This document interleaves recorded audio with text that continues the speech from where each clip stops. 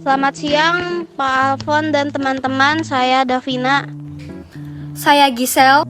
Saya Gaby. Saya Marcelo. Dan saya Hano. Hari ini kami kelompok 2 akan mempresentasikan hasil diskusi kami mengenai dampak-dampak informatika bagi pendidikan. Berikut presentasi kami. Apa itu informatika? Informatika adalah ilmu yang mempelajari terkait penggunaan komputer untuk mengatur dan menganalisis data yang berukuran besar, baik data maupun informasi pada mesin berbasis komputer.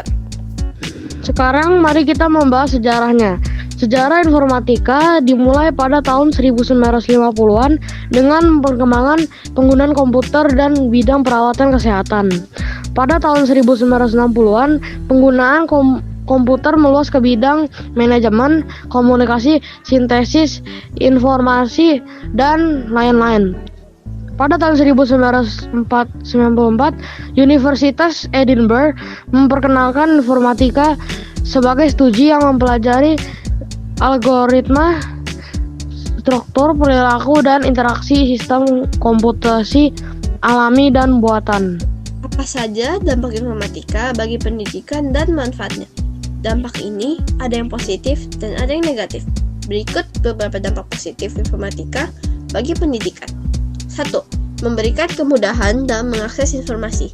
Berita yang baru terjadi dapat dengan mudah diketahui karena adanya banyak sumber yang tersedia di internet dan sosial media. Mempermudah komunikasi seperti memungkinkan masyarakat untuk berkomunikasi dengan lebih mudah dari satu tempat ke tempat lain.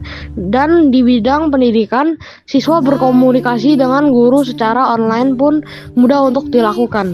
Adanya pembelajaran online. Pembelajaran online ini sangat berguna, terutama saat masa-masa pandemi COVID, di mana kita menggunakan Zoom untuk bersekolah. Sampai sekarang pun, pembelajaran online ini masih dipakai untuk kursus, seminar, dan lain sebagainya. 4. Mengembangkan kreativitas siswa karena mereka secara tidak langsung melalui internet memiliki akses tak terbatas ke berbagai sumber daya kreatif seperti gambar, musik, dan video. Ini memungkinkan mereka untuk mengeksplorasikan berbagai ide dan inspirasi untuk proyek-proyek mereka. Yang kelima, lebih mudah dalam mengerjakan tugas. Jadi pengerjaan tugas lebih mudah untuk dilakukan. Pekerjaan kelompok bisa dilakukan tanpa bertemu secara langsung, karena bisa dilakukan secara online. PR pun bisa dikerjakan lebih cepat, karena adanya internet yang bisa digunakan untuk mencari informasi. Selanjutnya, untuk dampak negatif informatika bagi pendidikan. 1. Ketergantungan pada teknologi, seperti ketergantungan pada handphone. Banyak orang yang bergantungan pada handphone untuk mengerjakan ulangan, berkomunikasi, mengakses informasi, bekerja, bermain game, dan lain sebagainya. Jadi jika mereka tidak menggunakan teknologi ini, mereka jadi tidak bisa apa-apa. Adanya menurun kesehatan karena kecanduan bermain gadget. Jadi mungkin saking kecanduannya dia, jadi lupa makan dan tidak melakukan aktivitas maupun olahraga. Kecanduan gadget juga bisa membuat kita malas belajar. Mengurangnya interaksi sosial. Kemajuan teknologi telah memudahkan komunikasi secara virtual. Namun, itu malah mengurangi interaksi sosial di realita. 4. Gangguan konsentrasi karena kemajuan teknologi. Anak-anak jadi tidak fokus saat belajar karena keinginan bermain game setiap saat.